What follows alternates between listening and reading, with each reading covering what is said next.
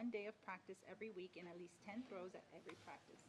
Maddie did not finish in the top 8 of the events respectively, but her performance was remarkable at her first of hopefully many AAU Junior Olympics. She finished 9th in the shot and 12th in discus out of the fields that both exceed over 70 throwers.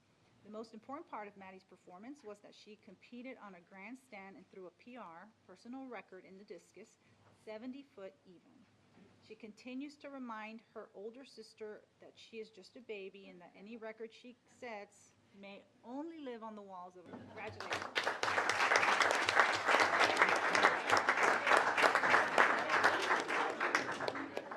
Thank you. We haven't had it in a long time.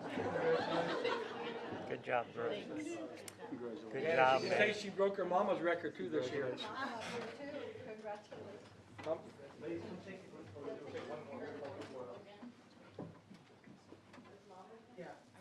No, I don't. Girls, y'all just don't go to SMU where mom went to. There's only room for one hacker on that wall. There you go. Ready? And 1, 2, 3. 1, 2, 3. They'd also like to ask our parents in the audience, would you please stand up?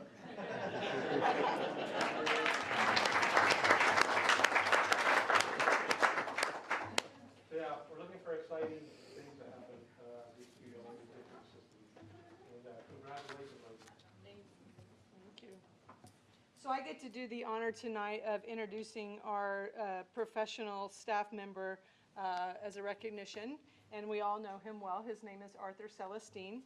And on Tuesday of last week, Arthur was awarded an All-Star Outstanding Project Impact at the 2018 Cyber Hall of Honor induction ceremony. The Cyber Texas Foundation created the Cyber Hall of Honor to recognize the honor cyber pioneers and cyber all-stars from the Texas community who, through innovation,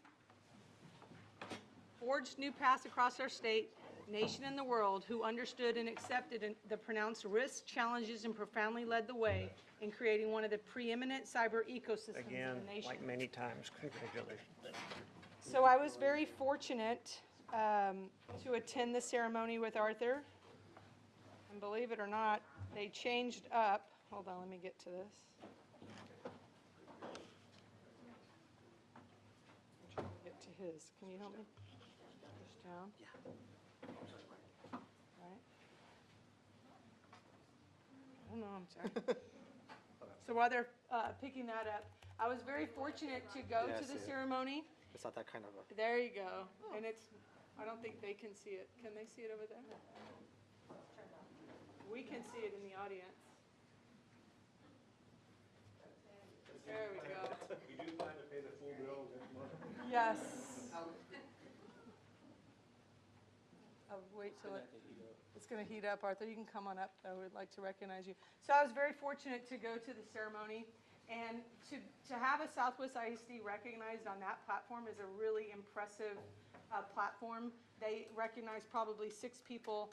I actually missed the presentation on Arthur because they flipped the agenda around, but the kids didn't, and that's important. But you know, he's up there with people that are defending the national fuel systems, our ecosystem, our, you know, everything from our electricity and water supplies across the USA. And so to be on that stand is a really important piece and part of our ecosystem in San Antonio, but just very proud of the work that he's done. And so I fortunately, I was the one who actually wrote the proposal for the honor, and I actually didn't think too much of it because I didn't hear anything, and then all of a sudden I get this email saying, yay, Arthur's going to be awarded.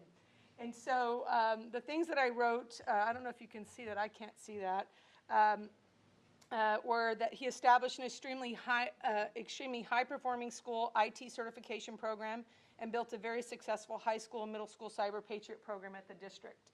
Established the very first all-female Cyber Patriot team in Bexar County to encourage young women and young girls in IT. And what followed from that is, of course, our state champion middle school girls team that was not working with Arthur, but working with another one of our teachers.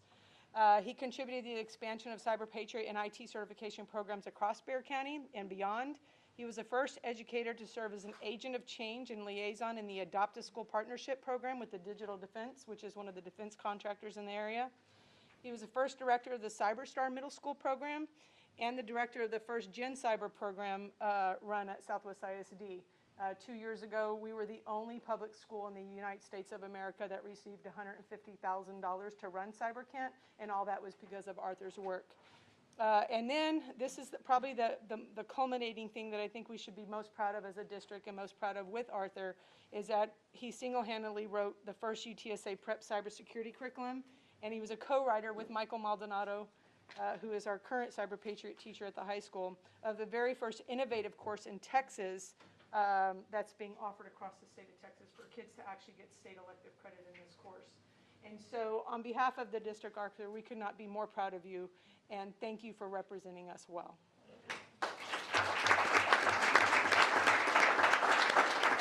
Arthur, if you want to share a few words, go ahead. If you want to say anything, you're the Hall of Famer. Well, I'm very humbled to have the opportunity to be selected for this honor. And last Tuesday, when I got inducted to the Hall of Honor, that was a double honor for me and double celebration for me because on that Tuesday, that was also my 25th anniversary. And my wife had the opportunity to be there. So it's been a blessing for me.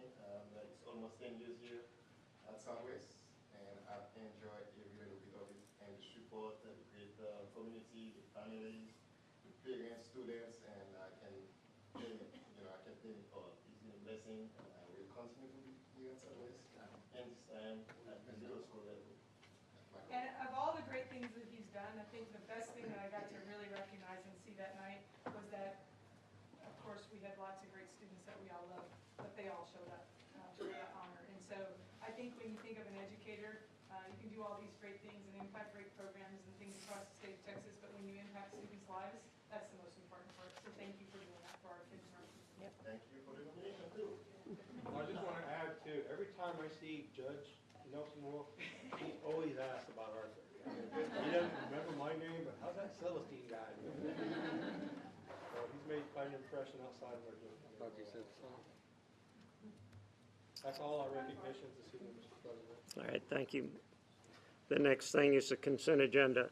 Board members, you had it for a while. If you have any questions, it's a big one. I move that we approve the consent agenda. Motion's been made and seconded to approve the consent agenda. All those in favor say aye. Aye. Opposed, no. Motion carried. Mr. Rodriguez, citizens to be heard. Nobody today? All right, the next thing, we'll move down to items of information, and we go to construction first. Yes, sir. We have Mr. Barajas. He can give an update on what's going on at Southwest High School and a couple other projects that we have going on. Good evening, everybody. I'm just going to give you guys a quick update on Legacy High School and the CAS project. Over this summer, we took over 10 classrooms and kind of repurposed them for CAS. That project is now complete. We have just a couple of items like final keys for reaching of the new hardware to give to the principal. I believe we're moving on to the access control starting tomorrow. But other than that, the update on CAST, the project is it's now complete. Southwest High School, or Southwest Legacy, we're about 98% complete on work orders, and I say 98 because there's a couple of items that have come up in the last week or so. We had a fire line rupture at the stadium, but that's been addressed. It was uncovered. We patched it up, or the line's been fixed, so concrete is scheduled to be poured in the next day or the following. But other than that, we're still keeping open with Joris to complete the leftover items. But that's it for Southwest Legacy. I don't know if you all have any other questions on Legacy. Anybody? No, sir. Yeah. So now we're going to move to our Southwest High School Phase 2. And here to present the update on the project, we have from Pfluger, Rafael Bedoya, and from Joris, we have James Nitschka and Galt Robinson.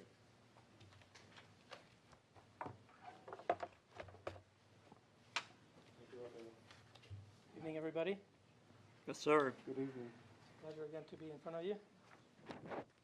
And I was thinking to myself right before here is that you got teachers back already, and you have students coming back on Monday. So I asked myself, where has this summer gone for us? And obviously, we've been here working hard. Thank you. Rafael is passing out 11 by 17 that shows some of the panoramics that we took here this past Monday. And I try to, each one is a different facade of the mall area, where the majority of the work that George has been doing this summer has focused. They're tying up some loose ends on items, but they're getting it ready for school on Monday. The main lobby area, they've installed the light fixtures. They've started to burn. So in that photograph, you see both lights. The light blue lights are actually the solar tubes that we installed from the skylights. So that's natural light that's coming in. And then the light yellowish light is actually the new light fixture. So we have both on there. You can see there's a lot of more light levels. On the walls, you'll see some of the black. That's the acoustical panels that we've installed on the perimeter of the walls. That'll help us with the sound. And at the top, you'll see the sloped, also acoustical clouds that will help us with the sound in that space. On the back side of your report, you'll see on the top left, the amphitheater that's being poured. George has asked us to be poured in steps. I believe they poured some this morning and are pouring some tomorrow. That's some of the work that will continue on during the school year. But for now, on the bottom left, on the middle left, you'll see a photograph that they've installed a temporary partition to that space, so some of the work can continue on during the school year. In a few minutes, we also had a handout for you that shows the partition layout that we reviewed with Principal Bunsen. I don't know if she's in attendance tonight, but we kind of reviewed with her the limits of the temporary fencing, of the temporary partitions that will have construction areas on the inside, and obviously the students doing their daily activities on the outside. I don't know if you want to make any comments related to the partition.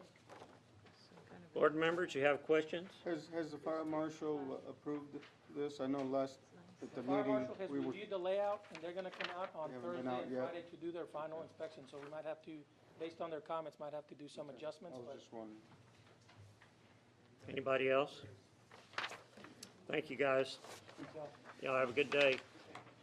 I made a mistake a while ago. I know I only make about 10 each board meeting, but I did not give everybody an opportunity. If you want to go on and leave now, I notice it's mostly people that work here, and the superintendent probably told you you had to be here. But if there are anybody out there and you want to leave, well, we'll give you an opportunity to do it now. The most famous man at Southwest. Sir, we would like to give a quick update on, back to Legacy real quick on the water situation. All right. Because, Go ahead. Yes, sir. So we, all throughout the summer, we continue to meet with SOS so they can give us documentation and updates.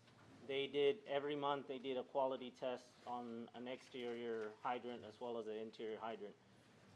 Because of our use or decrease of use at Legacy throughout the summer, the hydrant's not matching the values of what's inside the school. But we feel positive that now with the start of school, those values and the added calcium on the lines is going to come up, being that we're testing right outside of Legacy. Once they started flushing 10 to 15,000 gallons per night, those volumes came up the way we want them.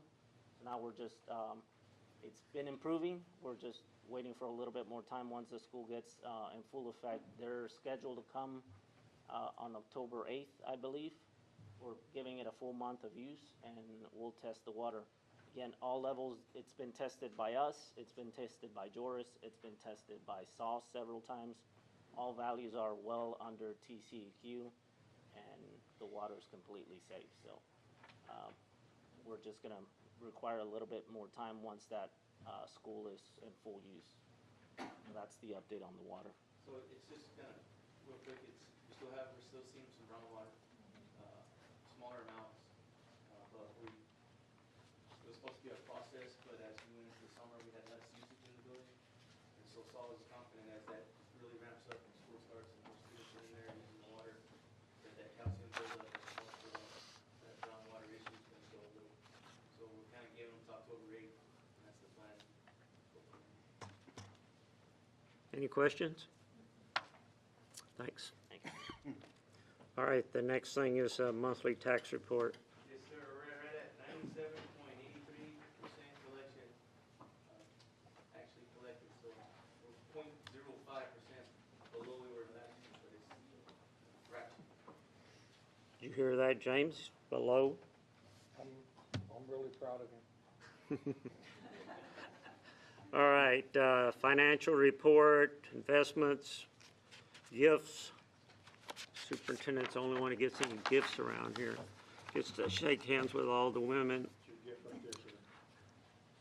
You in disguise?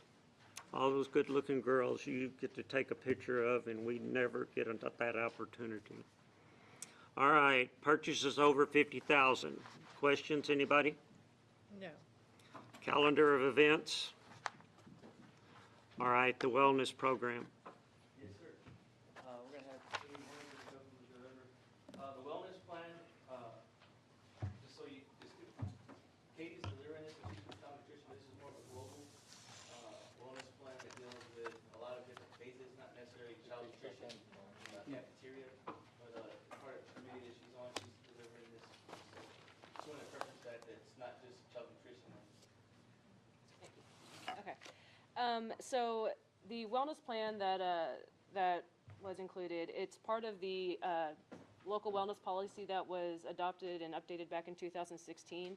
And as part of that policy, each district is required to come up with a wellness plan, which gives goals and objectives for all of the goals that were set forth in the policy. And so with the SHAC members, other stakeholders to include, staff members, principals, parents, we collaboratively worked on this wellness plan to provide regulations to the campuses on things such as classroom parties, fundraising efforts that involve food, physical activity requirements, physical education, nutrition education. So it's an all-encompassing plan that addresses the wellness of not only the students, but staff members, community members, and parents. And so we, Valerie Maldonado and myself, and Annette Genninger, when she was here, presented this in front of senior staff back in early August for their review. And it just, like I said, it encompasses the whole wellness of the student and the community. Social, mental, physical, the whole thing. And so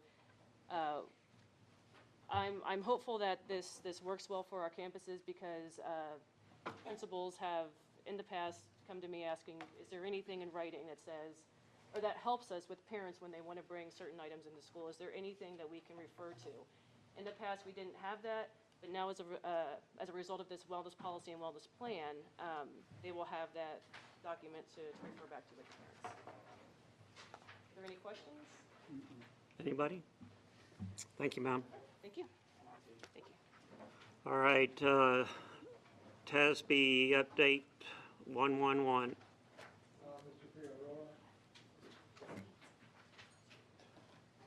Good evening. Good afternoon, sir. I'm here to present the update 111, which encompasses changes in law from the 85th legislative session and any recent administrative rule changes. This is the first reading. The recommendations from TASB are for the local policy to correspond with legal policy changes. So BBD local, which is related to board members' training and orientation, requires that the board president shall announce the status of each board member's continuing credit during the last regular board meeting before the district's election date. Now that goes for whether the election is held or not.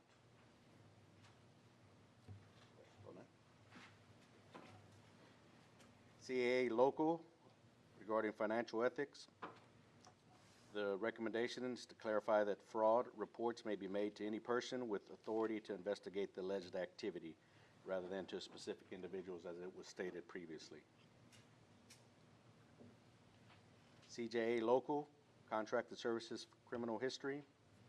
allows a district employee in charge of a facility to determine whether an employee of a contracting or subcontracting entity during an emergency for safety or health concerns, they allow that campus employee or facility director to permit them to enter the facility in an emergency accompanied by district staff.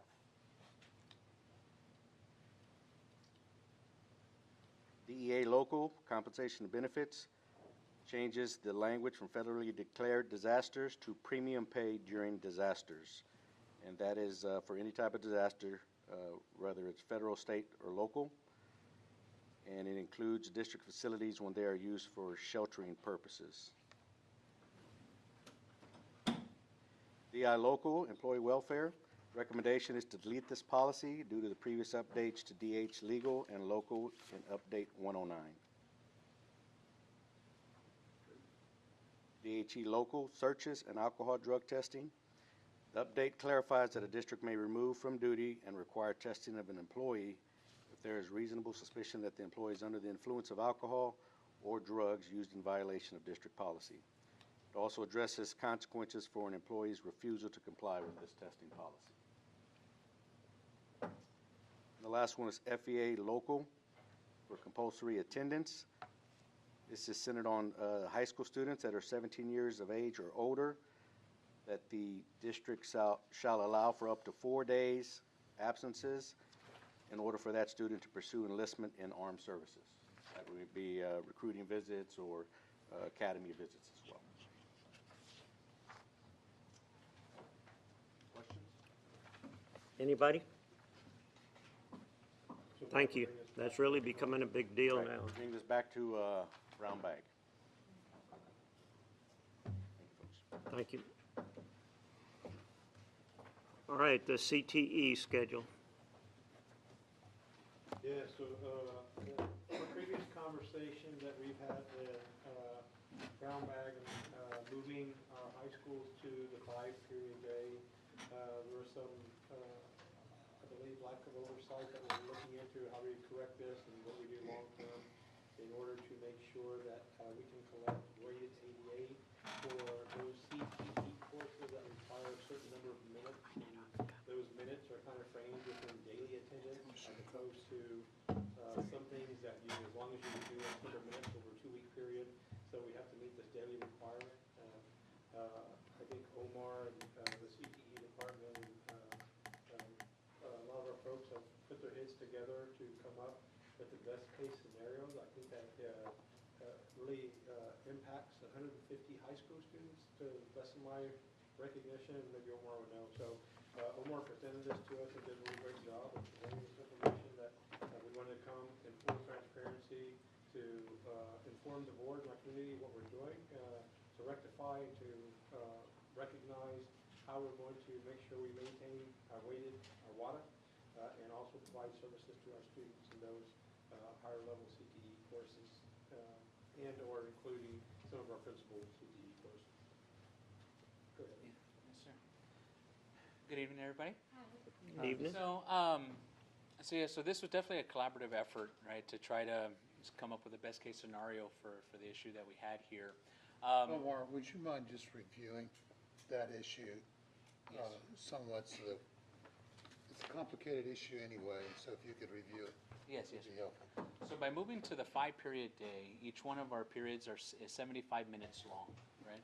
And when it came to our CTE courses, that became an issue because when we had blocked classes in the past, and we would have two different periods dedicated to that one course, those minutes would always add up to be over that 90-minute requirement that TEA has. Now, having these 75-minute classes, 75 minutes, doesn't give us those 90 minutes required per day, and if we stack those, then it would be 150 minutes, and we didn't want to do that, so we kind of were stuck in the middle.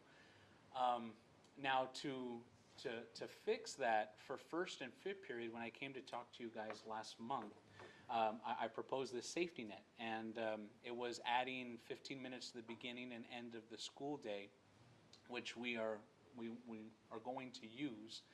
We are going to use 15 minutes at the beginning of the day, but the counselors and principals were able to come together and tweak their schedule a bit so that we only had to add 5 minutes to the end of the day. That was really big when it came to our transportation folks. We did not want a big group of students having to hold up buses for 15 additional minutes at the end of school.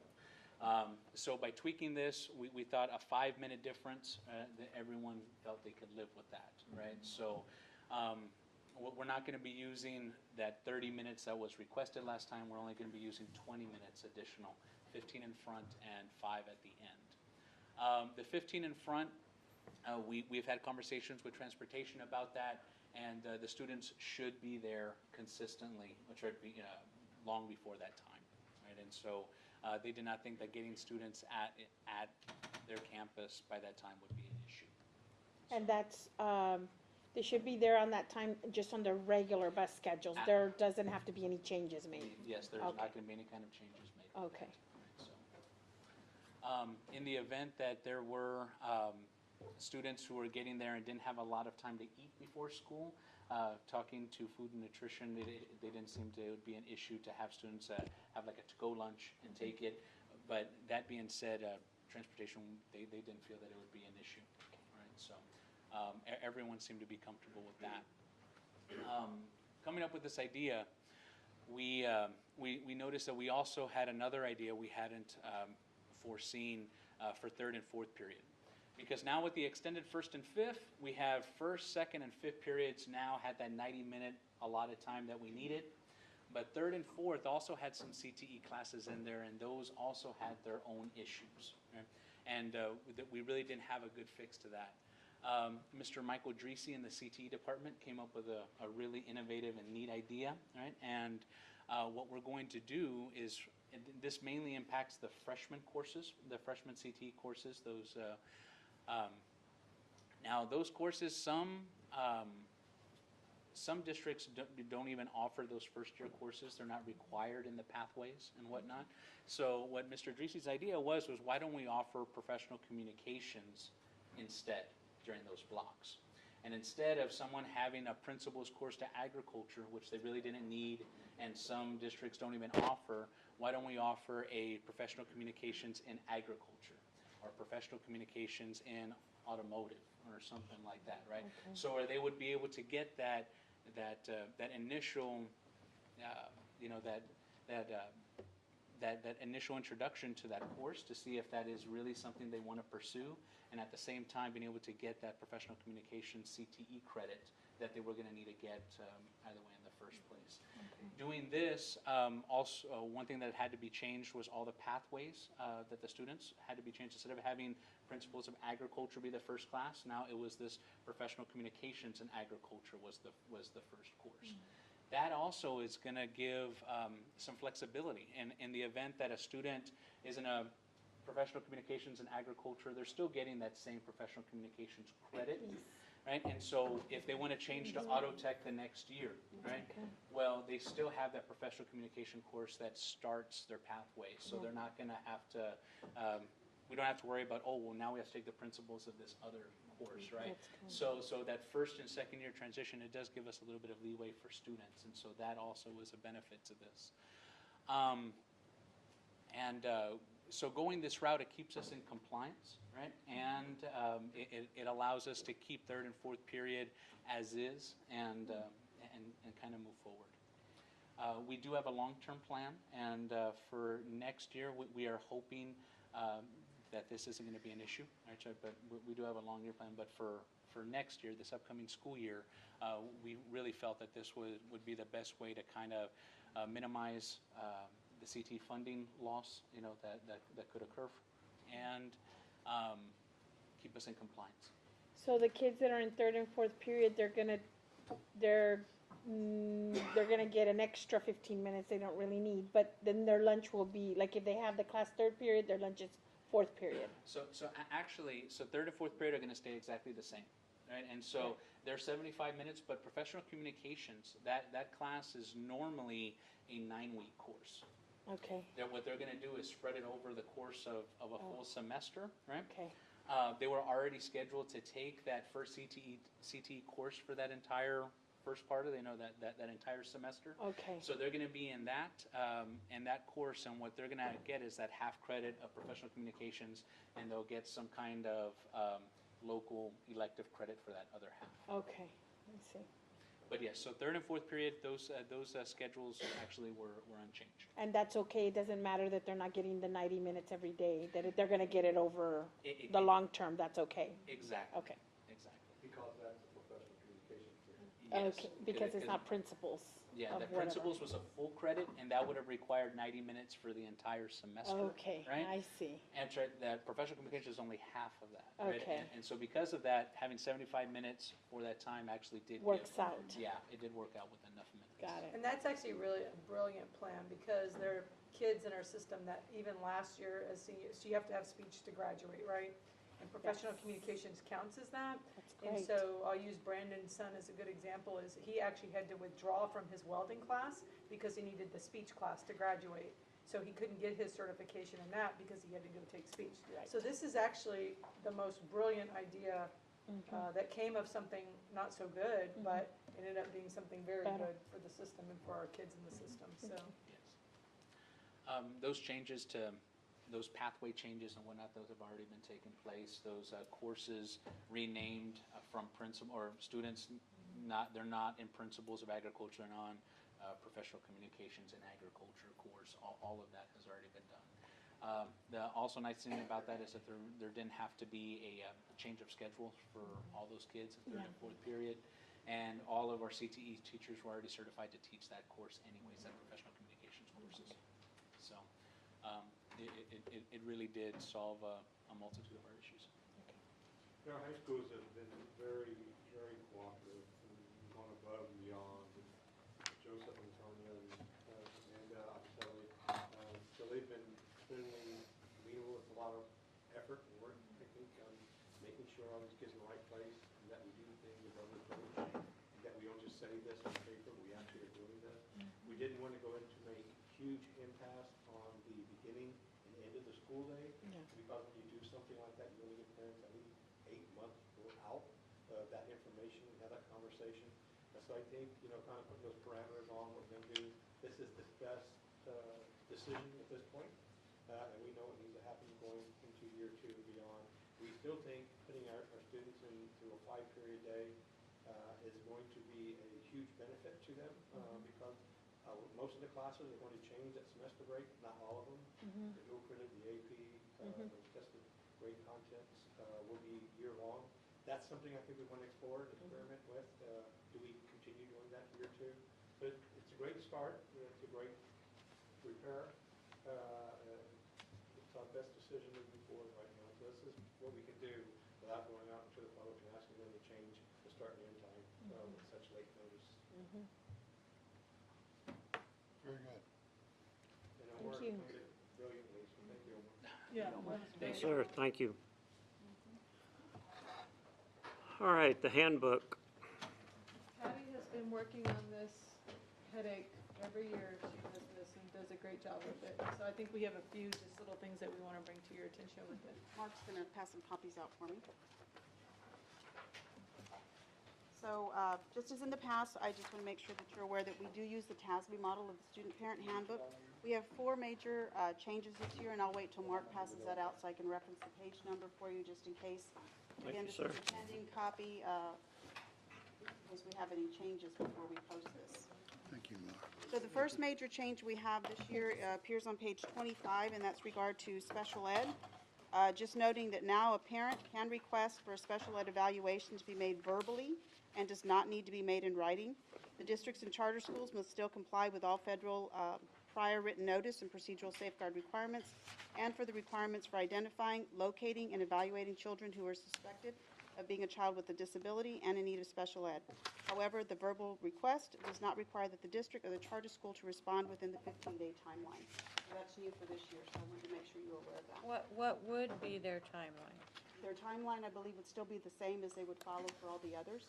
So Mr. Robinson and his staff will still track that timeline, but now what's more important is that the parent can make a verbal request where before they could only make the written request. Does that answer? And how are we gonna communicate that to the parents? Do we, I mean, are we just gonna hand them this book, or are we going to? I'll defer to Rob, because Okay. that comes through special ed. She said they'll have to advertise it to the parents, because this is brand new. hot Right. off the press. So a written request requires a 15-day, is that what? We have to notify the parent in 15 days whether or not we're going to test. Okay, and so a verbal request, It'll be the same timeline. we're gonna, even though it says it does not have to, but we are gonna do it? Okay. Okay, the next change appears on page 52 in the dress and grooming. This was a recommendation that came about from the district safety committee. Which is number 2, that trench coats will no longer be allowed, if any students were wearing them. Trench coats will not be allowed to be worn by students at school in any grade level in any of our schools. And item D is that the students at the secondary level in grades 6 through 12 will now be required to wear a student ID badge at all times while on campus. It will not include the district property as I included here. That was revised to include only while they're on campus. So they'll have their lanyards or some type of clip or something that they'll have to wear on campus. Are we prepared as a district to handle doing that? Because I remember years ago when we required it, and kids will lose those habitually. And it was hard for them to get a replacement because we didn't have a person dedicated to that, and they would only have, the machines would be broken, or there wouldn't be personnel to man the machine. And sometimes it would take them weeks to get a replacement. Are we prepared as a district to handle that volume of making that many?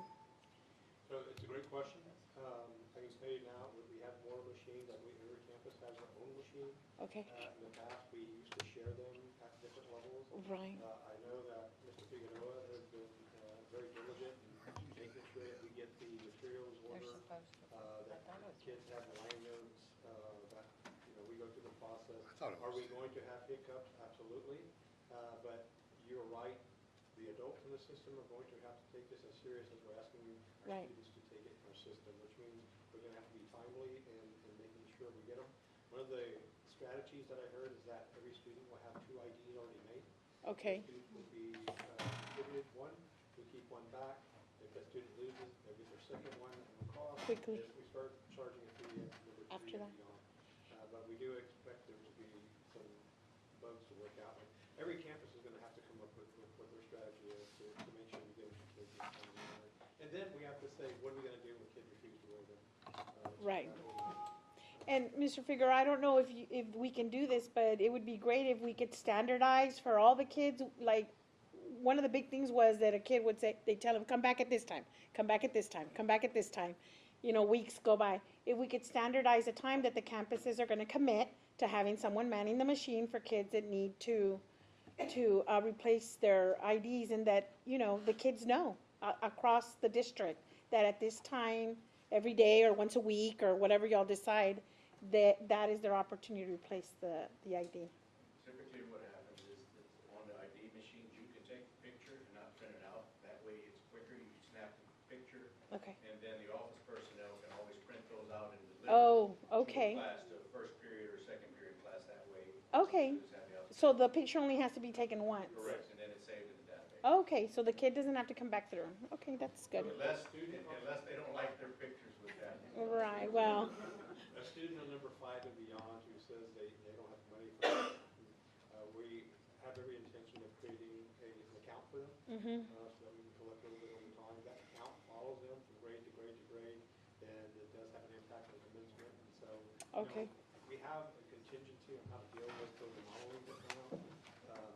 But yeah, it's going to Okay. be a learning experience for all of us. And the superintendent's going to have to do a better job of modeling than what us too. I worked I'm with you. I worked someplace where they had made everybody wear the badge, and I said, I'm not doing that, I've been here around here a long time too. I'm not gonna do that. So the first thing that happens within the first week is the president of the whole company comes up, and he checks everybody. Let me see your badge. Let me make sure you're waking them. So I started wearing mine, and everybody else. So you're gonna have to do that too. Check and make sure that people. go with me with doing Okay, the next change appears on page 61, which is a report in regard to grades. And so this was approved with the school calendar back in February, is that our elementaries will be on a 6-week grading period and our secondaries on a 9-week. Right. So that's a little bit change on that one for the grade dates. And the last change appears on page 91, which is the addition of more schools as being a SEP school, and with only 3 schools now in the district being non-SEP, and that includes Scobie Middle School, Southwest High School, and Cascade. And those are all the major updates. Everything else pretty much remains the same according to the task. What, is that free lunch? What is- CEP schools. Okay, see, so. Okay. Okay. Any questions? Did we send that out to the parents that everybody's free lunch? Except those schools? Do they know, the parents? I would be lying to you right now if I told you I don't know if Katie's still here. Katie? Yes, so we provided each campus with, it's called a letter to households. Okay. It's available in English and Spanish. It was sent to all campuses that are CEP, and it's going home and be beginning in your packets. Great. Oh, okay. Anything else? Thank you, ma'am. Thank you. Employee handbook. Nothing exciting about the employee handbook, other than you have a hard copy in the event that you want to take that home. I know sometimes y'all get questions. And so it's not study it posted every online night. yet because you have not approved the appraisal calendar until tonight. So it will go live tomorrow. The only changes in it are actually dates to reflect this year's dates on board meetings, and any type of little policy word change that was reflected in the update 111 is actually updated in the employee handbook as well.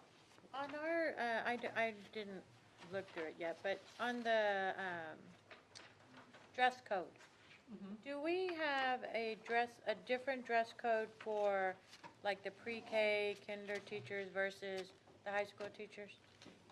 No, we have a standard dress code for the entire district, but in those settings, I believe principals have a great deal of discretion in that area. And do we encourage them to exercise the discretion? Like, are some schools stricter on the teachers, or are they all pretty understanding that when you're in a pre-K class, you need to be in tennis shoes and, not, you know what I mean? I would be lying like Brandon if I shared with you that I know the answer to that, because I don't. I can share with you, my perspective is that I had complete discretion, and it was like not something if I have time to worry about that, I'd be like, wow, I'd be like principal of the year. And so I will look into that and communicate with our When it principals. first came out, I remember there was a lot of like, ugh, but I haven't heard anything since then, so I guess maybe they ironed all that out. Part of what we just say is, torn and tattered and denim, probably is not the best. I mean, this is a profession, and if we want people to see us as professionals, we have to do it. And I know we talked about this in the past, because it is a really good area. Teachers have to get down on the ground and take care of kids. And yeah, I think our principals really, I haven't heard of any issue, but I think they're doing a really good job of understanding that. It's still kind of a towing line that says, we have to represent our profession in a certain way in all corners when we can. So, I mean, we can go to the principals and ask if there is an issue and come bring that information back. Anything else? No. All right, moving on, item 7, the superintendent, under B there, appointing a delegate and an alternate to TASA and TASB for 2008. Well, Flo's not here, so I nominate Flo. I second. All those in favor? I'm sure she's okay. We also will need an alternate. I nominate Yolanda. Way to go. Yeah. All right, do I hear the nomination for an alternate? Yolanda. Do I hear a motion? I move that Yolanda second be it. our alternate. Is that what you want? I need a second. I second. All those in favor say aye. Aye. Opposed, no. And I guess as long as we tell her she's a delegate, I'll that's tell her. I'll fine. tell her right now. I think you have to vote on it being a delegate. Oh, yeah. All right, I move that Flo is the delegate. I second. motion's been made and seconded. All those in favor say aye. Aye. That'll teach her to be sick. She's on the beach. She's at Padre Island. Oh, I guess she is sick. Being Sick of- recorded. All right, going down to item 8, Human Resources, the counselor evaluation. So last year, at the beginning of the year, I believe Luis Gonzalez worked with Mr. Rodriguez to actually change the job description of our counselors in the system to actually reflect the changes that came out in education code a couple years back. And so this year, we're wanting to approve the evaluation instrument that would go along with that job description. And so we're asking that the board approve the professional school counselor performance evaluation. Questions? I move. Second. Motion's been made and seconded. All those in favor say aye. Aye. Opposed, no. Motion carried. Board policy FDA local. Yes, this one is separate from an update. This is actually a change that we're wanting to make, and I have a copy at your sites. Looks like this is color-coded. And specifically, it's, if you go to the area to the left called transfer request, this is the change that we're making. Currently, we have employees have the opportunity to bring their kids to our system, and they have to apply with the district to do that. And every campus has autonomy to approve or not approve, right? If they approve, the students have to stay in our system for at least 1 year before that approval can be revoked. We have very little issues with that across the system, but occasionally that does happen. And so this year, we also have a policy on enrollment where you can choose, some people have some challenges in their home life. And we have something called power of attorney that the student can enroll in if they are they're living with someone else and actually a family member gives them power of attorney over a child. They can enroll in our system like that. And then in the past couple of years, we've had an affidavit where they can say that maybe they're not giving them power of attorney, but they're actually living with someone in our district and their kids can come to school here. And so we're wanting to kind of remove that from our dialogue and allow principals to have sole discretion without a lot of oversight and a lot of parents getting the runaround on that, right? And so last year we had over 1,000 of those students that were in our system that claimed to be living with someone else, but really there was no verification of that. You can't do verification on the volume of numbers with the staff that we have. And so we're wanting to change this policy to not just include district employees, but to include non-residents that may want to come to the district. We are not opening our borders to other kids, but occasionally there is a student that wants to come to school here, and we want to have principals have the complete autonomy to approve or not approve that process. And so we're asking for the policy to be changed from the district employee to read, a non-resident student wishing to transfer into the district shall file an application for transfer each school year with the superintendent or designee. In this case, this would be our campus principals.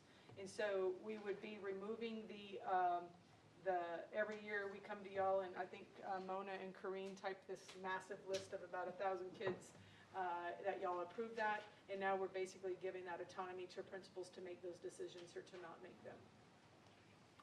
So a parent that lives in South San can come and ask whoever, Elm Creek, if they can enroll their child, and of course they would have to provide the transportation. They would have to apply if a principal approves, and they have to provide their own transportation. And so the principal would look at what, like discipline records? Discipline, prior attendance, any type of issues at their prior school, so availability in Right. our own system, right? So those are all things that they would consider. And they would contact the other school, or how would they get the information? They can get that from the other school, yes, of course, unless they were a pre-K kid or a kindergarten. Right. So, yes. Which is what we would currently do on the affidavit that we would do right now. Currently, it's up to campus administration or to Yolanda and Patty, actually, that goes through and reviews those applications. And so in that, we've given some people a lot of runaround. Considering that we have over 1,000 of them, I would question whether the integrity of those are actually those things, or if they're just wanting to really come to our district and things like that. So we're asking for that policy change. So this also allows us, Dr. Fay, correct, to collect EDA on those students? Yes. Come into this policy? Yes, so if you currently live outside of our district and you get to come to our school and it's not by an application process like we have in place, and we have had a couple students that, we had Omar pull some data, they lived outside the system, there was, because their actual address didn't align, but we didn't flag it, right, we didn't realize that, we actually didn't collect ADA on them. So this allows us to collect ADA because we have an application for them, so. Anything else? No, thank you. Thank you. All right, moving on to, We need a board action to I adopt the move we policy, sorry. approve the policy changes presented. I second. motion's been made and seconded. All those in favor say aye. Aye. Opposed, no. Business and financing pay scale. Pay scale, yes, sir. I know we've gone through our budget meetings at the last round bag, put a recommendation forth that included a increase in insurance, also with a retention check of $1,000 per employee, also allowing employees to move up on their step if there was a step available, depending on the type of job they had. And we actually have two areas, administrators and clerical, that do not have a step scale, that we're asking the board to approve a 0.5%, 0.5%, which would be equivalent to what a step scale would be. And so you have with you on your table there the compensation data from the other districts that I've been sharing with you. You also have the current pay scale, and also included this is a stipend scale that we have towards the end of all the stipend positions that we have in the district. There's a few changes there, not a whole lot. So tonight we're asking the board to approve a allowing the step increase to occur, 0.5% for all employees that are admin and clerical, a 25 monthly increase to health contribution, which would equal to $375, because currently we pay $350. And then a $1,000 employee retention incentive that would occur somewhere around November, December per employee that meet the criteria. There's also a resolution for that criteria for the board to adopt. I am asking the board, due to current conditions and just for contingency, to allow me to budget this out of fund balance. That being said, I think with the revenue that we're getting from the extra increase in our property values, we'll be able to pay this out of property values, but I want to make sure that we don't get ourselves in a bind with, as we continue to watch our enrollment and our projection with ADA. So when we adopt the budget here in the next few weeks, you'll see this as a line item out of fund balance, but at this point, if going forward, I would be positive that we could pay for that out of the actual extra revenue, but I want to make sure we have a contingency plan just in case something occurs with our enrollment or whatever other case it may be. So I'm asking the board tonight at the district makes the recommendation to approve the 18-19 pay scale with the resolution for the employee retention incentive.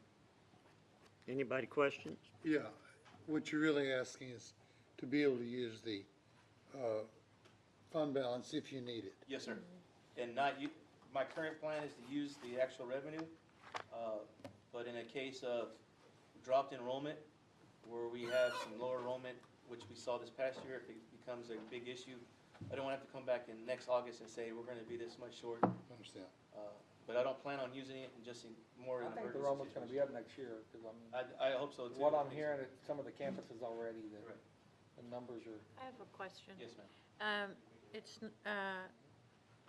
Is it pretty much standard, the difference that among all the districts that teachers get if they have a bachelor's degree versus a master's degree? Is that pretty? I would say that we are one of the higher paying districts for masters. Most districts only pay 1,000 above or 15, really a flat rate. This is something that when TASB was here doing our study, they most districts pick if you're a specialist in your field. So if I was a history teacher and I went and got a history master's, they have a higher actually stipend or scale for that. Some districts are different. There's only a few districts that kind of do it that we do, where if you just have a master's, you get a higher, just as you see, it starts to really accumulate. Yeah, as you go. And so we've studied that and looked at it. At this time, we haven't brought a recommendation, but that's, as you look at other districts, there's a lot of variations. So we'll be like number 2 in the city, Brandon? Yeah, right now, What starting this is? pay, up to the date, I know a lot of the other school districts at this point, I've been looking online, they haven't adopted their compensation plan, and everybody's waiting to the end. I haven't seen any changes that would put us either lower than Northside. Huh? With the employee retention. Yeah, if you add the retention in there, we're still compensating more More, at the yeah. end, and also our health insurance contribution. So, Any other questions? Need a motion. I I move. move. Second. Motion's been made and seconded. All those in favor say aye. Aye. Opposed? Moving on to appraisal row. yes, sir. As we got our appraisal roll in July, and that's kind of what's pushed us into some of the things that we've had to make in sort of decisions. We saw a 21% increase in our property value. I also put on there, your desk there, and so there's a sheet there that kind of shows you the different values. But one of the more important ones is the actual, what happened. There's a sheet that compares our top 10 taxpayers, and we saw a big increase from Schlumberger. They were actually a $25 million market value, and that increased this year to $355 million. So they saw over a $325 million increase in their property value. This is a, Stop there just for a second. yes, sir, So they went up 325.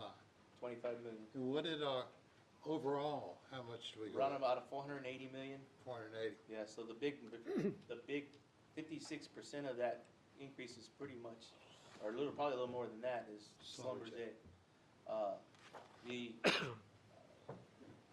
This is something that we'll have to monitor because it's oil, and so some of the districts south of us that had this kind of increase in the oil industries saw some downturn when that went down. Yeah, and the other part of that is I want to do a little more research. We have to certify our appraisal roll because this has been protested, been approved. And so just kind of monitoring that as we go forward, it's next year in the next appraisal window to see kind of what happened. Doing a little more investigation because at one point they had all their equipment on that site, and that may not be there next year. And so I don't know if that's going to impact this appraisal roll and that value. So we'll have to monitor that and look at that because that would negatively impact us next year if that value goes down 300 million and the state won't realize that till the following year. So that could be a significant decrease in our taxpayer revenue collections. And so just wanted to share that with you. The other part of that, we did see an increase in our housing market value. That was about 6%, but our market value for residents in our districts last year was about 114,000, sorry, and now it's about 123,000. So that's see an increase in values and homes around. That's the average of the. But I think it's important to point out that the increase was 6%. Yes, sir. And a lot of people are saying, well, the increases were 20%. So they may have been there, but not here. Correct. It was 6%. Amen. And so tonight I'm asking the board to approve and accept the certified appraisal roll for tax year 2018 for Southwest ISD as recommended. I so move. Second. Motion's been made and seconded. All those in favor say aye. Aye. Opposed, no. Motion carried. About the public hearing. Yes, sir. Next Tuesday, on the 28th of August, we would like to have a public hearing to discuss the 2018-2019 budget and the proposed tax rate. And so, asking the board to approve the date and time of the actual public hearing. What time? 5:30, we start time. All right, we need a motion. I move. I second. Motion's Is that all been, we're going to talk about at that meeting? Yes, sir. motion's been made and seconded. All those in favor say aye. Aye. Opposed, no. Motion carried. Budget amendments. Yes, sir. Immediately following the public hearing, we would like to have a board meeting to approve the final budget amendments for 17-18, that's this last fiscal year, and adopt the 2018-2019 budget. Need a motion. I move. Second. Motion's been made and seconded. All those in favor say aye. Aye. Opposed, no. Moving on down to electrical service. Yes, sir.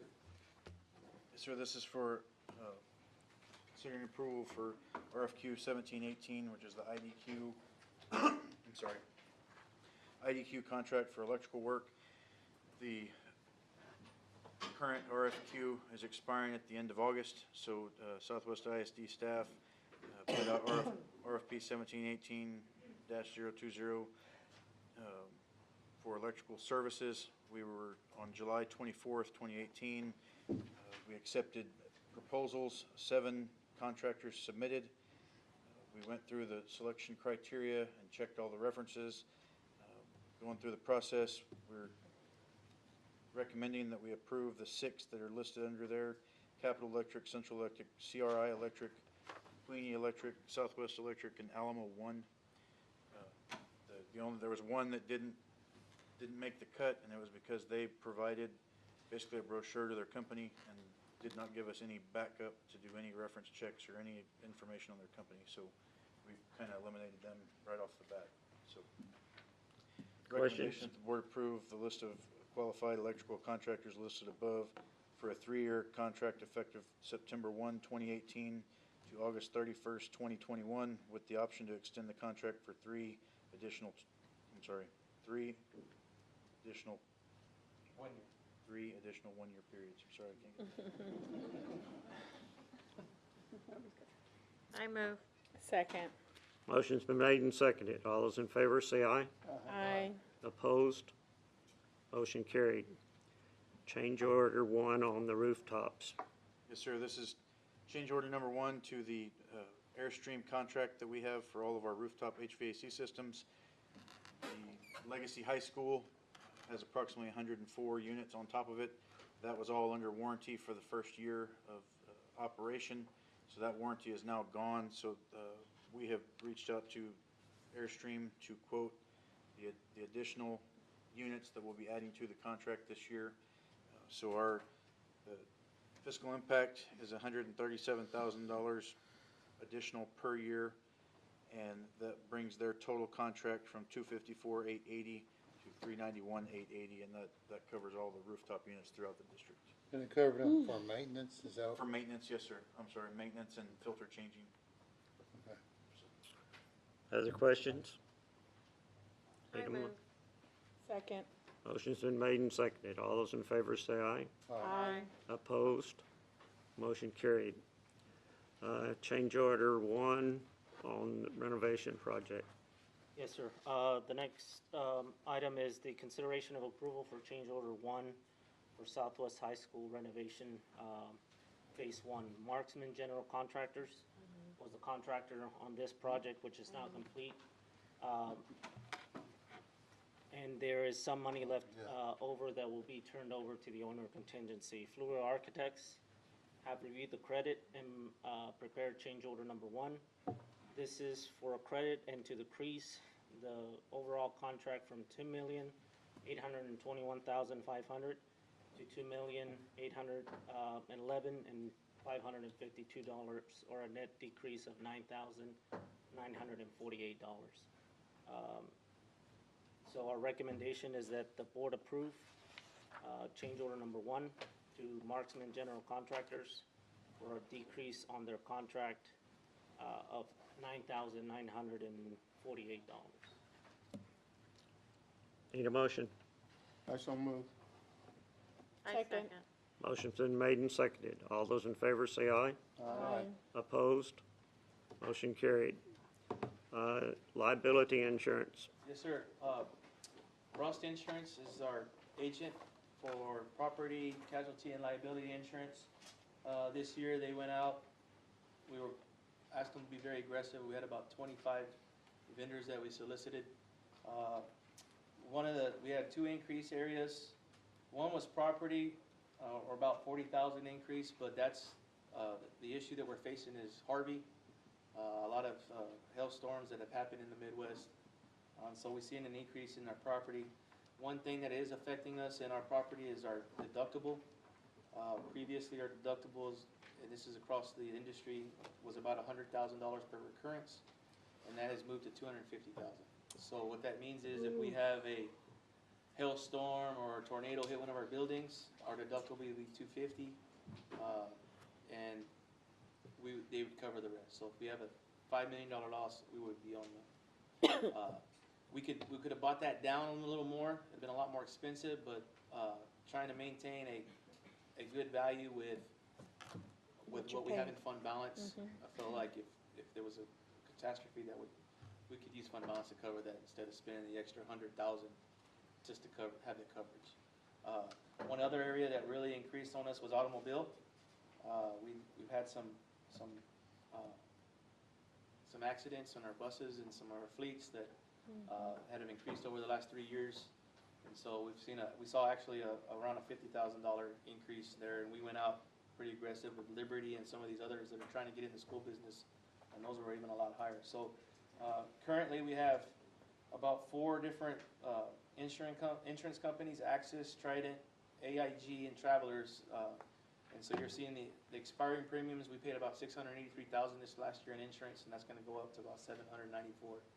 2 big increases was the automobile, and the other was just property value. But those property values, depending on seeing what's kind of gone on in Texas and across the nation with some storms and some wildfires, that increase is not that significant. So that was a little bit better, but the actual automobile was a little hurtful. So hopefully we have a better year. We can get that back down. So that's the recommendation from the district. Any questions on that? I move. Second. Motion's been made and seconded. All those in favor? Aye. Aye. Opposed? Y'all still asleep. All right, moving down to item 10, curriculum, occupational therapist service. Hi, how are y'all? Hi. Thank you. Back in July, we advertised for a request for proposals for occupational therapy services for the district. We had 10 proposals come in, and we're asking that the board review or accept 2 of them, Soylent Health and Ardor Health. We only need actually 1 company, but we want to award 2 of them in case one of the companies can't find somebody, and so we don't have a gap in services. Did you say Soylent? Soliant. Oh, Soliant. With an L. Soliant. Oh, okay. Soliant, yeah, Soliant. Solient. And the total award won't be more than $90,000 a year. Soylent Green. And we'd also like to ask that we could, if we could extend it up to 2 years if we need to. We don't find somebody in district. Any questions? Again, need a motion. I move. I second. Motion's been made and seconded. All those in favor say aye. Aye. Opposed, no. Motion carried. Physical therapy. At the same time that we requested proposals for the OT, we also asked for PT, but we currently have a district PT, so we don't need to award this, so we're asking that you agree not to award a bid. I agree. All right, we'll table that till later. We'll just postpone it. Move and reject it. We need a motion to that? Yeah, if you could move. All right, reject it. that's right. What? I move we reject Yes. I I'm move sorry. we reject. I'll second, sorry, Rob. How did that feel? Motion's been made and seconded to reject. Wow. All in favor say aye. Aye. Opposed? Motion carried. Pre-K expansion.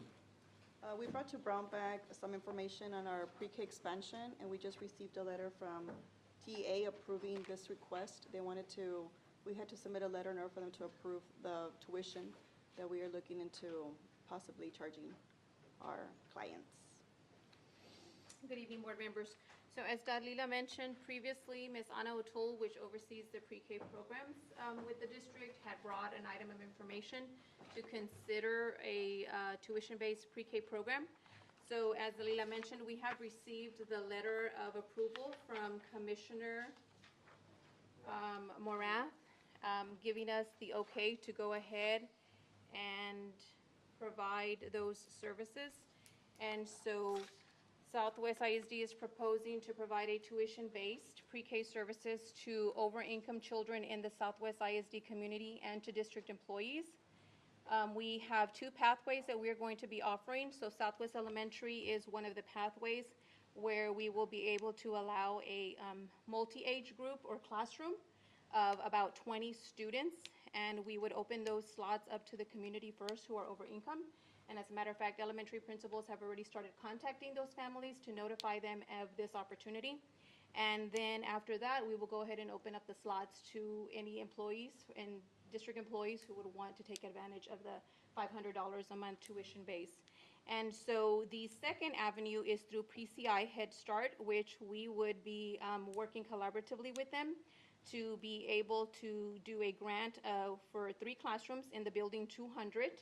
And then we would provide them with classrooms and make sure that they meet the standards for the fire marshal. And then PCI would be the ones who provide the staff and the materials. So the fiscal impact for this is that the one tuition-based pre-K 3-4 unit at Southwest Elementary would cost anywhere between $100,000 to $115,000 to include the teacher, the monitor, and an aide, salaries, and materials. This will come out of local monies, and the cost to the district would be offset with the tuition that we collect from the families and the employees. The pre-K 3-year-old units that will be covered by the PCI Head Start grant, and the cost to the district will be only what it takes to be able to bring those classrooms up to fire code. And so the recommendation tonight is that the board approve the expansion of the pre-K program to include the tuition-based pre-K for over-income families for the 18-19 school year, and the collaboration with PCI to include 3-year-olds. Do we have any slots open in the PCI right now? Are they full? What are they looking like? So currently, right now in the PCI, we haven't opened those classrooms because we were in negotiations with the fire marshal on what we had to do to those rooms. In a pre-PCI 3-year-old classroom, we have to have pull stations. So the current ones that we have there, we have pull stations, actual pull stations in the classrooms. We don't have those in 3 classrooms at this point.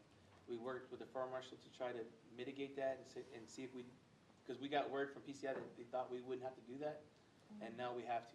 So we have to go, right now, our main goal right now is to get those classrooms ready, and then PCI will come in with the classes later, but it won't be the start of school.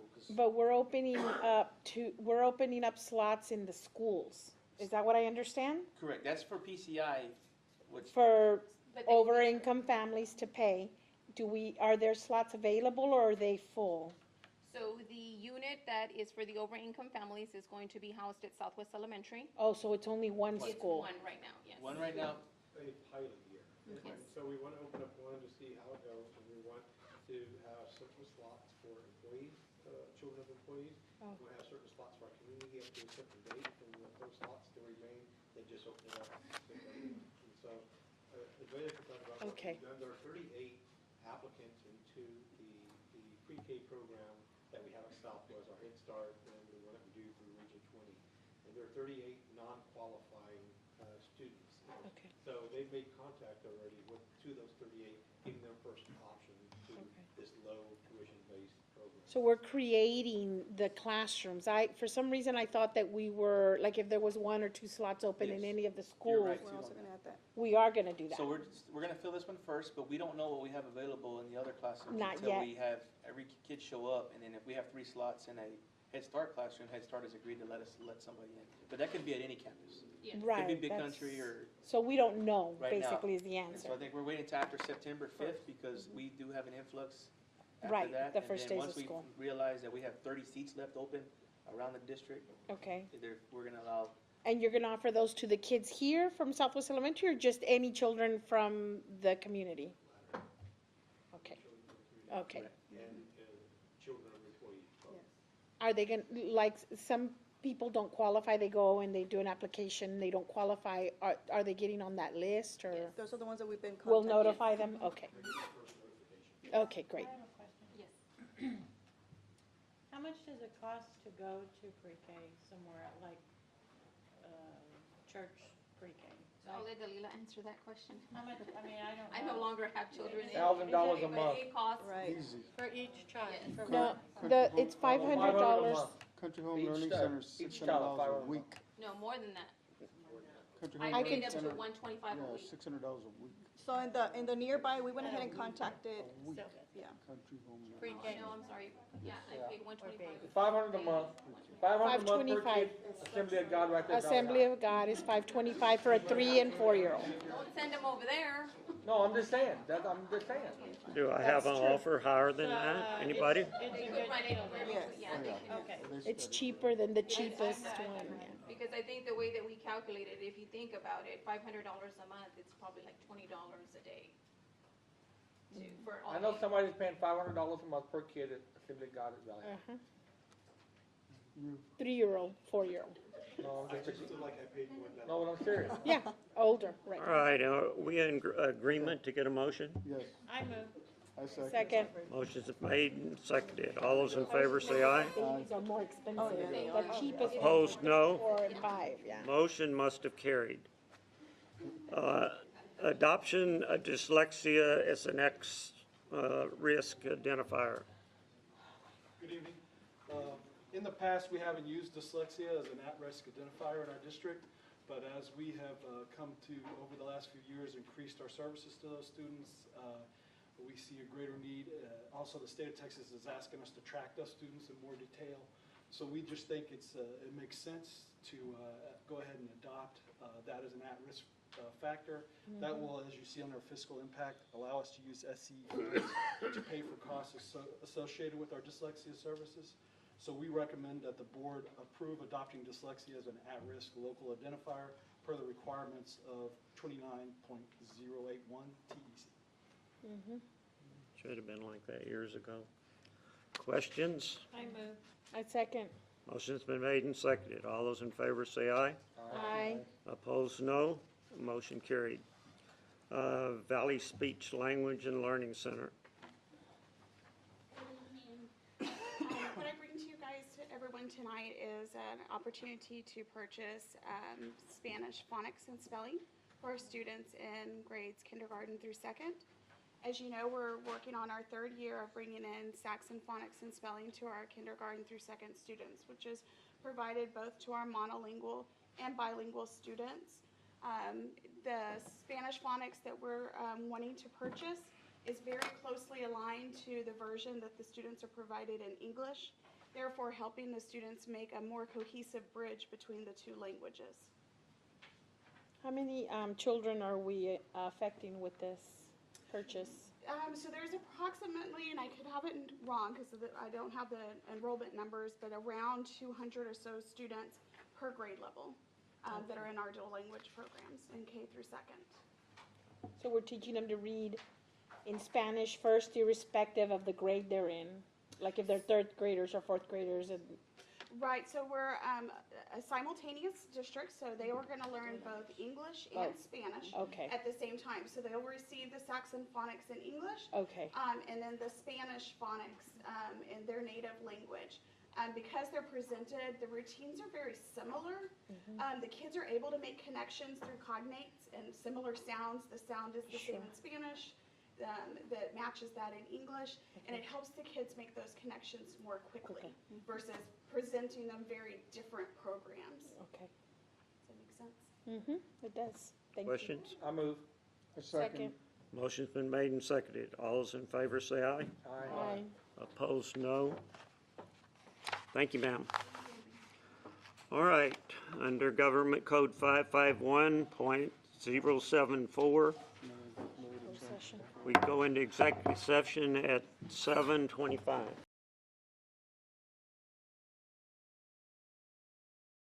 Session at 20 minutes after 8, and we go back to superintendent's recommendation on personnel. I move we approve the superintendent's recommendation on personnel. Second. Motion's been made and seconded. All those in favor say aye. Aye. What do you have, sir?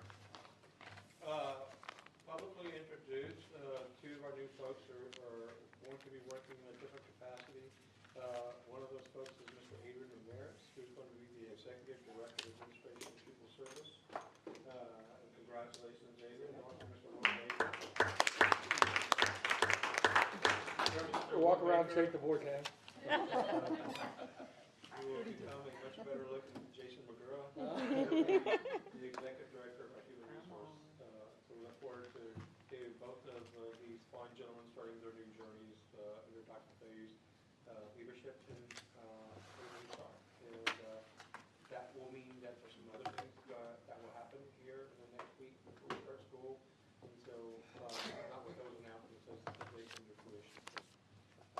also hired some really great teachers, so thank you for that.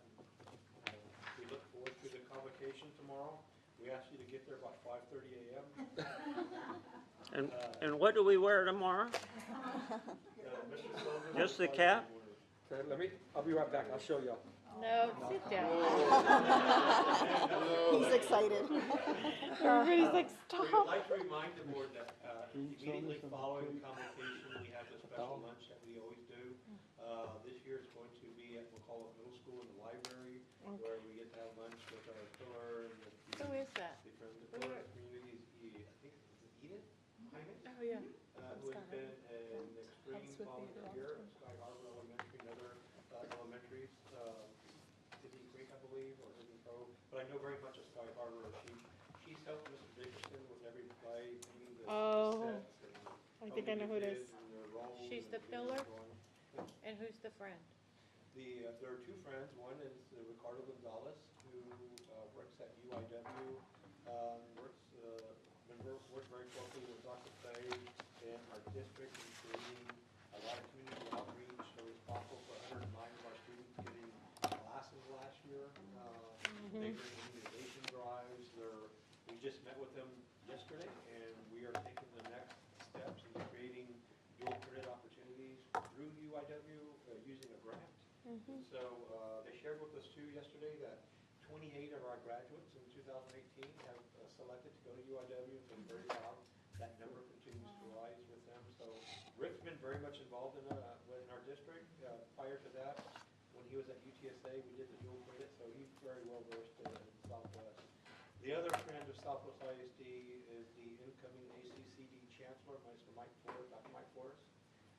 And Mike has just been a friend to our district and to our community and to our students. He's been president of Palo Alto College, I believe, for 12 years, and now he is the incoming chancellor, I think, in October. But we wanted to build Mike up and take this on the video because we're going to knock on his door to create more opportunities for our kids. And Right. he just keeps nurturing them. So yeah, he's been a great friend of Southwest ISD. And so those are the three folks that we're going to be recognizing. Anything else? Great letter that you sent this past week. Great The letter offer. that you sent this past week. Thank you very much. Thank you. And I do have something else. The first day of school, August 27th. Yeah, kids are coming. If you'd like a duty station, we can help you there. Sign up. I won't even be in Bear County. And then we have a board work session, our brown bag, September the 4th here at Central Office.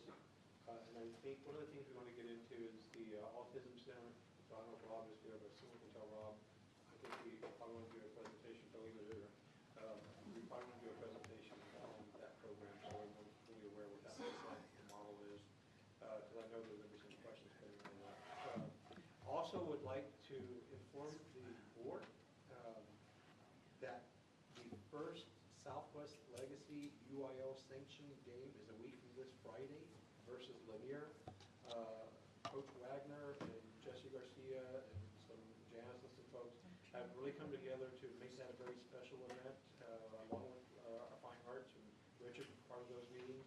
So what we want to do is have a commemorative activity before the game, where the students are going to present a fine ball to the principal that will go into the trophy case as the official, real UIL sanctioned first game. It will recognize our band leadership and recognize the football leadership. So in 50 years, someone will know that first game was played. We're going to have a special, our commemorative coin is going to be the coin flip. We want to put that inside of a plaque that they want to present to the board.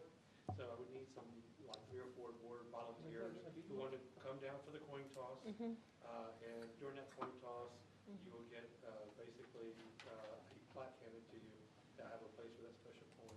When is that going to be? I think it should be James. Week from Friday. James loves football. I nominate James to be at the coin toss. Well, the rest of us won't get one? Did you get those little cards? Yeah, but that might be, Just be- I think this is wrong. I think we should have Flipping the James do coin, it. 3 people go down there, what the rest of us do? Smile? Everybody ought to go. Pray for heads. No, let's have James go in a football uniform. It's supposed to be 3. Yeah. Oh. You going? I can't make it that far. Sylvester and James? You drive me home, Merrill? Have we figured it out yet? I don't know, I don't show it there. Huh? Volleyball. Turn it around. Turn the ball right here. No, I don't know what's going on. Look, right here, look. No, football's in the middle. Well, just text us. Just text us. Midnight yet? Email them, they'll check their email. No, we can't email because James doesn't read his email. All right, anything else? To be attacked. Mark the calendars for the public meeting, and then the board meeting following that. We'll get information to you, as well. If, we all nominate James, but if you need two more, well, they can fight it out. We want 7 now, sir. No, that's like James. Whoever's there. We're gonna all stand in a circle around. I believe it's not on there because it's Friday in August, and that starts in September. So that's why it's not on that calendar, but I can pull it up right now. Don't look up here, look at your other schedule. Yeah, look at that. Well, the This first is game just a against. September calendar of events. About getting Memorial right down top. Oh, where? Ay, ay, ay. Legacy. 831 Lanier. Is this a scrimmage before that? Yeah. That's what I'm saying, but it's in Legacy. We can do 30 minutes of this. You sure it's not a scrimmage with the two of them? That's the scrimmage, that's the scrimmage, that's taking place this Friday, but the first real UIL sanction game is So, Lanier. so Nora's I'm gonna gonna need a send new assistant. for You the, That's because he always wants to show us what we did wrong. Well, look how many schedules we gotta try to keep up with. Now, come on, can't they make it a little simpler? Are those aces? Football, come on, really? You got an email, you got an email. Hey, I ain't checked email in 5 years. you have a straight. Janice, text me. I'll give you a smiley face. You should say thank you for giving me all the schedules ahead of time. Thank you. All right, sir, do you have anything else? This isn't complicated, what do you call it? We might stay around and be entertained Hey, look forever. at this. Close it. What game y'all wanna go to? Can we give James a The different? motion's been made and seconded that we adjourn at 8:30.